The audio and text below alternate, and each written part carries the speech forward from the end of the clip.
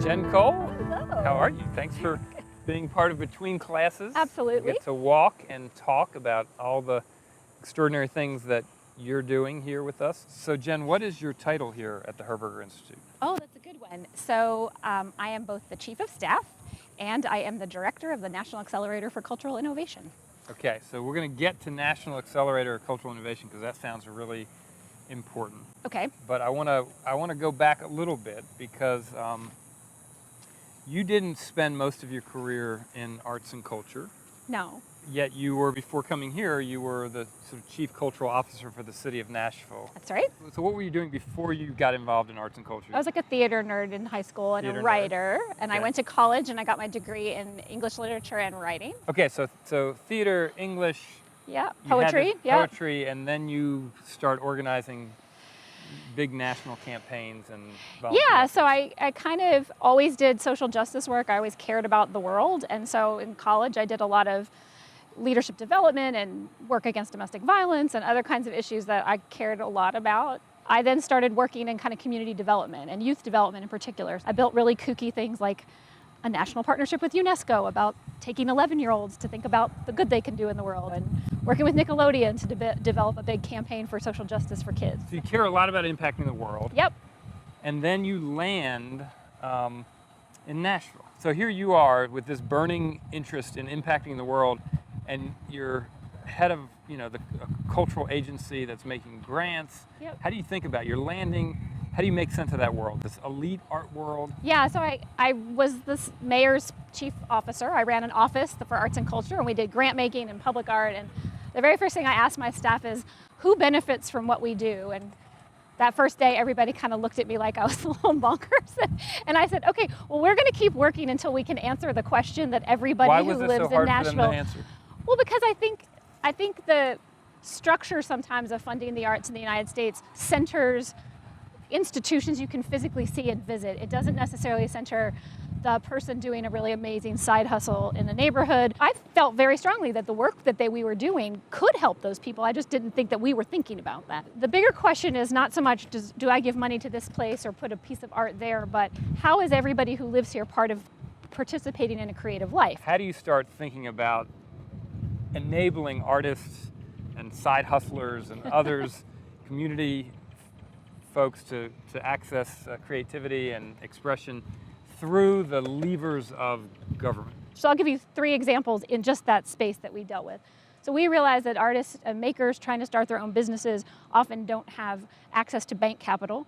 So we work with a nonprofit lending institution to create a pool of funds. So we created a space where artists, particularly in low-income neighborhoods, could access capital without down payment or collateral through the nonprofit lending bank. The other thing is housing. So we worked a lot on making sure that as we were building new affordable housing, that we were creating points for developers if they built in artist space or built in creative space, that they got extra points in their application for subsidies relative to housing. You built this extraordinary set of activities and policies and programs in one of the most exciting and dynamic cities in America, and then you got invited by a dean who was working out in the desert to come and build something called a National Accelerator for Cultural Innovation. Yep.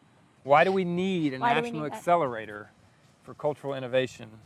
What's missing out in the world that we're trying to contribute to? I think if you boil it down, it really is about 2 levers that we can at ASU and at Herberger get very good at. So one is, how do more artists and designers know how to do this complicated work of community change? The other is, like, at the end of the day, if we create this sort of vast network, and here at Herberger we have 5,400 students, right? Vast network of people who are fired up and ready and know how to do that work, and they go into communities and there's not people to hire them, that's Right. a problem. So we have to simultaneously work at how do more community institutions who are not stages and studios, how do they begin to think about artists as their partner in making change? So we're trying to activate That's right.